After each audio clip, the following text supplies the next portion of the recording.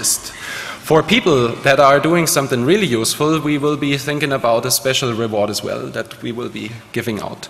So that is maybe how we'd like to, it's another try how we try, or another angle that we try to take to involve every one of you, to not just stand by idly and watch, but just become active and do something that is according to what you can actually do and according to your potentials.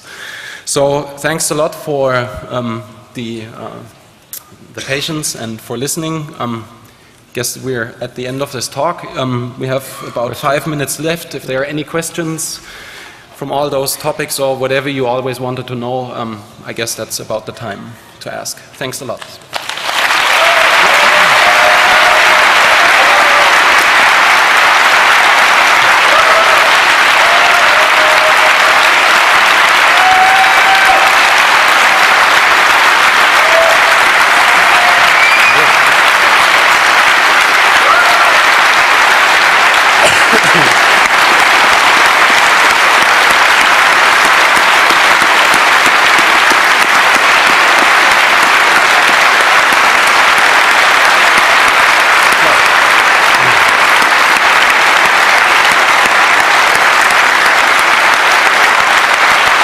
Thanks.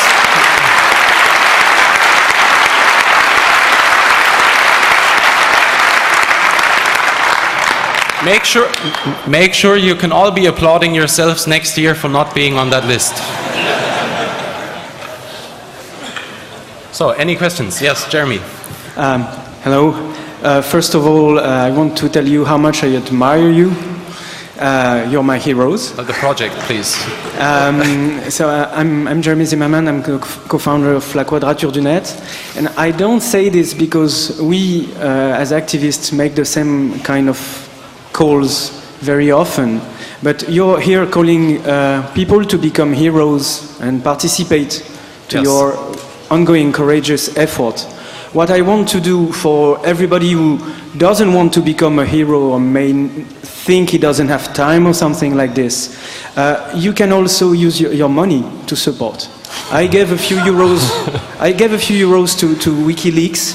I gave a few euros to Wikipedia. I became a member of EFF and so on. And this is something you can do that is very easy and very, very helpful. Thanks, Germany. Yes, thanks. Yeah, thank you very much. Big respect to you guys. But this has become like a prayer meeting, so I really can't resist the urge to bring it down by asking you what I hope is a difficult question. I just wondered if you wanted to comment on your role in the release of the hacked emails of the UEA Climate Research Centre and the following misreporting by the media, which, as far as I've had the time to judge, was misreporting. Do you have any kind of philosophy there? I don't say you shouldn't have published them, but I wonder if you're philosophical about that now. Absolutely. I wanted this to be one of the things on the list, but it would take too long to talk about. To give you some background for the people who weren't maybe not aware of the issue, the CRU is the climatic research unit in the UK at the University of East Anglia, and it has some of the most famous climate scientists in the world whose recommendations go into the IPCC, the International Panel on Climate Change. Okay, we released over 10 years worth of emails from the CRU and those climate scientists discussing, actually they specialize in temperature. So is the Earth getting warmer? Is it getting cooler? What are the models? What is the code? And the normal sort of debates that scientists have, political and scientific.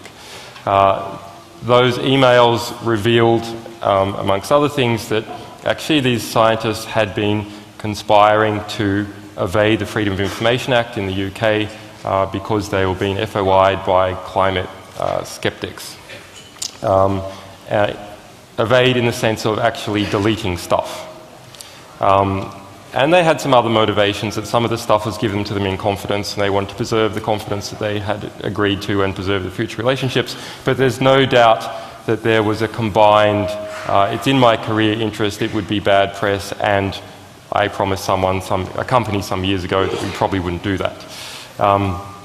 So the mainstream press, and in fact a lot of internet types in the United States, then went over that material, and yes, they did take some things out of context. So one climate scientist was speaking to another saying, here's a mathematical trick that we use to, etc.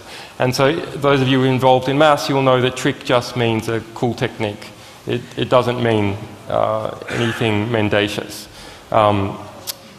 So you're saying maybe we shouldn't have released this. Of course, our promise to our sources is get it to us.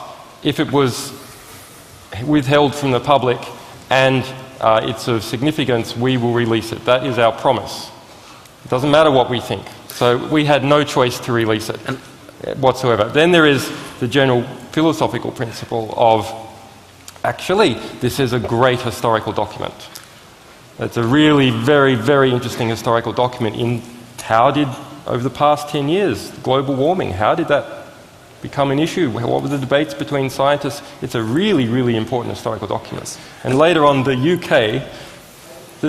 UK papers, which have close involvements with British intelligence, lots of journalists have come out and say how they have secret briefings from British intelligence and that they do each other favours, etc., said that we received this stuff from the FSB. Just 3 days they said this before the Copenhagen conference.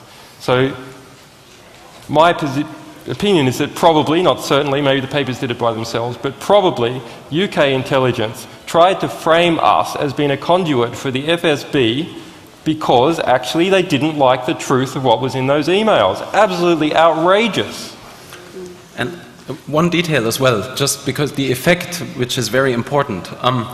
When this was published, at some point in time the CRU proclaimed that they are misrepresented by this selection of information and that they will see into publicating the rest of the material that they have to correct the picture. So this is essentially something that needs to be triggered by something like this. Yes. This is the most positive effect you can have from such a publication, is that someone says, this is not the full picture, so I'll give you everything that I kept secret before, but I'll publish it now just to make sure that the picture is full and correct. Yeah. So what we want people to do is fight with the truth. If people shoot truth at each other, then after the bodies are cleared away, all that remains is the bullets of truth in the historical record, and then we can get somewhere. Thank you very much. It's honesty and thoughtfulness like that which will definitely be seeing me trying to get off your list next year. Thank you. Thanks.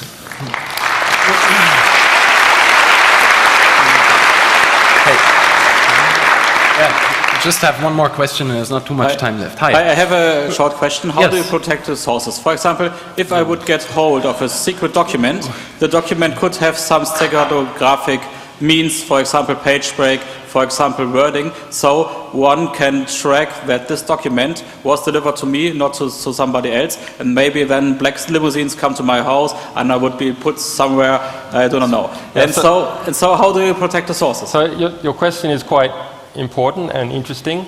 So the first grounds is to understand that there's a difference between what happens and what is possible.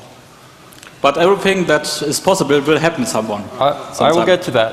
But you know, you will lose 2% of your life this year, probably more, actually, guaranteed, 100%. So let's not be too concerned with things that don't tend to happen in practice. That said, we have lost no sources at all, whatsoever, in any way, internal investigations, stenography, etc. We do try and remove a whole bunch of different things. We reprocess PDFs, we recompile them, etc. But yes, things may get through. You don't need to go to this complex level that you're talking about. All you need to do is just change 1 or 2 words in a document. It's quite easy. Just change 1 or 2 words. However, if you've got someone who has to have given you that document individually, a document just for you, that's a really big logistical overhead inside an organization. They have to have already suspected you or someone in a group, and then they have to have compiled different versions of a document for everyone in this group. That doesn't tend to happen in practice, and if you suspect that maybe something like that is happening, well, you just take your colleague's document and you leak that. Okay. But sometimes, if people are working maybe on projects for government or some stuff, then there's a strict policy who gets which documents and who signs for which